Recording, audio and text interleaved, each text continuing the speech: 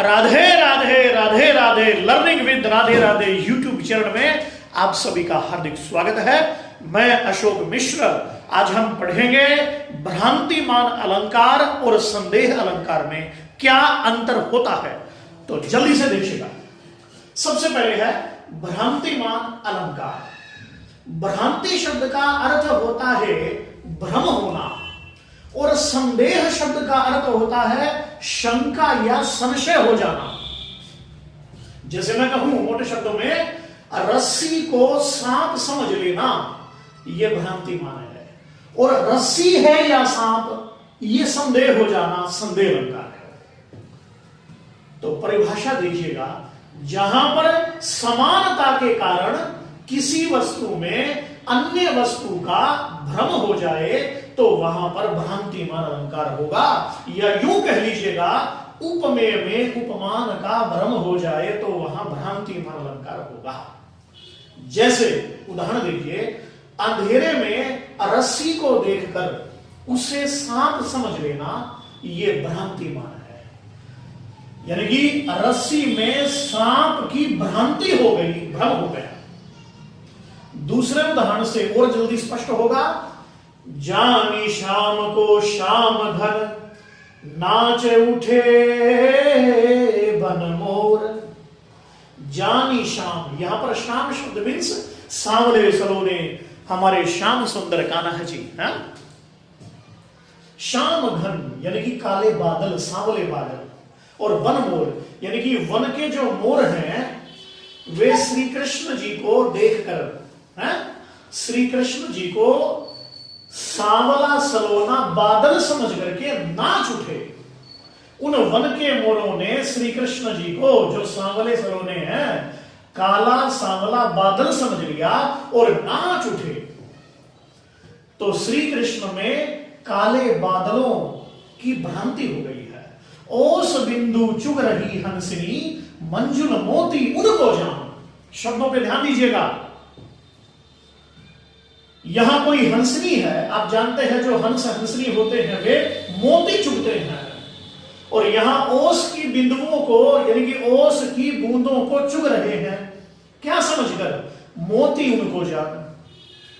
हंसनी ओस की बूंदों को चुग रही हैं, उनको मोती समझ करके। तो ओस की बूंदें छोटी छोटी गोल गोल होती हैं, सही मोती होते हैं।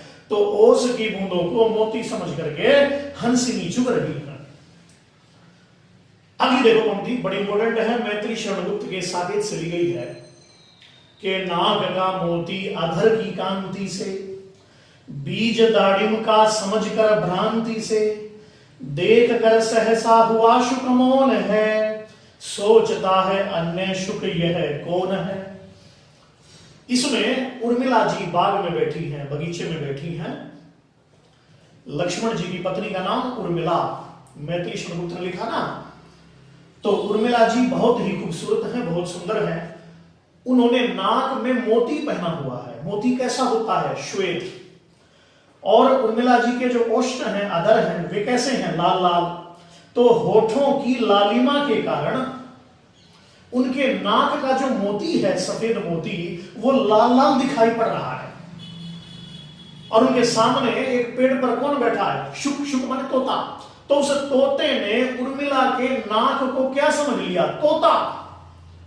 और नाक के मोती को क्या समझ लिया? दाढ़िम का। दाढ़िम माने अनार।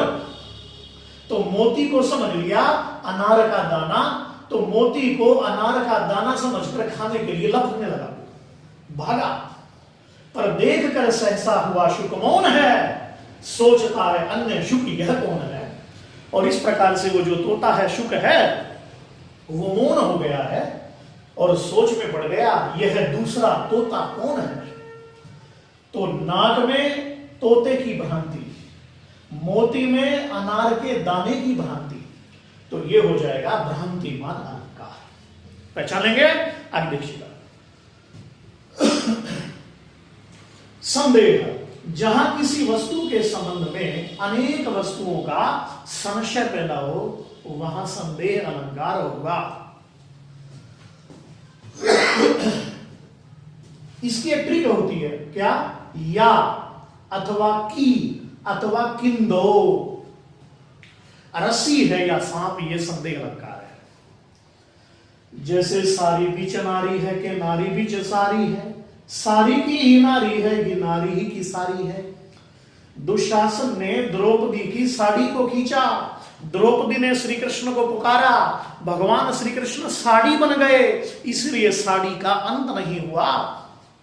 और दुशासन शंका में पड़ गया कि साड़ी के बीच में नारी है कि नारी के बीच में साड़ी है, साड़ी की नारी बनी है कि नारी साड़ी की बनी है। दूसरी पंक्ति देखिएगा, यानी कि वो निर्णय नहीं कर पा रहा।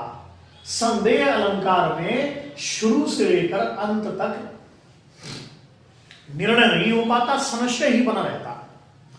काटे न कटत रात यारी, सखी मोसो सावन की रात कींदो, द्रौपदी की साड़ी है। यहां कोई नायिका अपनी सखी को संबोधित कर रही है कि हे सखी,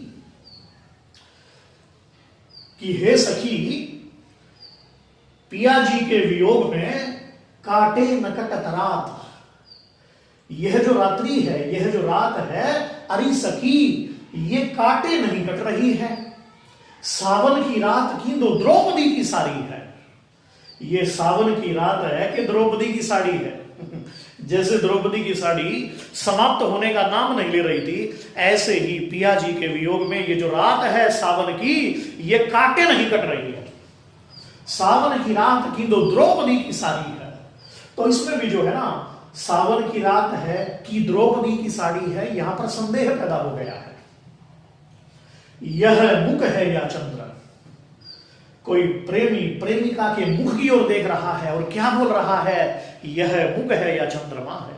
कि देवी मैं निर्णय नहीं कर पा रहा हूं, तुम्हारा सुंदर मुख है या चंद्रमा है।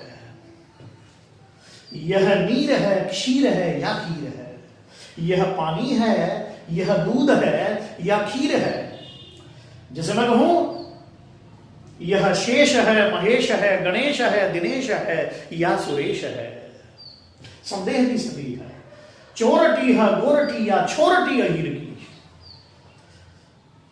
ये है सरस ओस की बूंदे या मंजुल मोती है।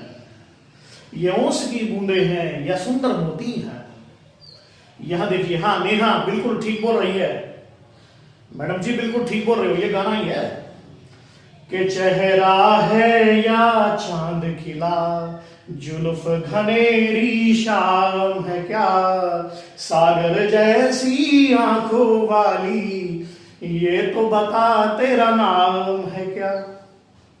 चेहरा है या चांद खिला, जुल्फ घनेरी शाम है क्या, सागर जैसे नैनों वाली, ये तो बता तेरा नाम है क्या।